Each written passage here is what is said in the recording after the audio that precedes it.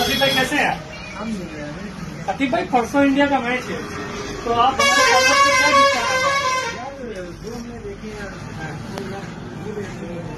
तो ये वाला गिफ्ट करेंगे। हाँ, अगर इंडिया परसों मैच जीतती, अतीफ भाई ने ये वाला सिलेक्ट किया, आप लोग देख सकते हैं। और ये वाला जो स्टोरी मेंशन करके आएगा, सबसे तक शेयर करके, सबसे तक कमेंट्स करके आएगा, उसको ये वाला हेडफोन हम लोग 10 तारीख को फ्री ऑफ कॉस्ट देंगे। 2 बजे से 3 बजे के बीच में आना है और ये वाला हेडफोन फ्री लेके जाना। सही अतीफ भाई? तो आप लोग आए, शेयर करें, इंडिया की जीतने के लिए दुआ करें, इंशाल्लाह इंडिया जीतेगी। और ये वाला हेडफोन हमारा कोई एक फॉलोअर्स लेके जाएगा हमारे पास से।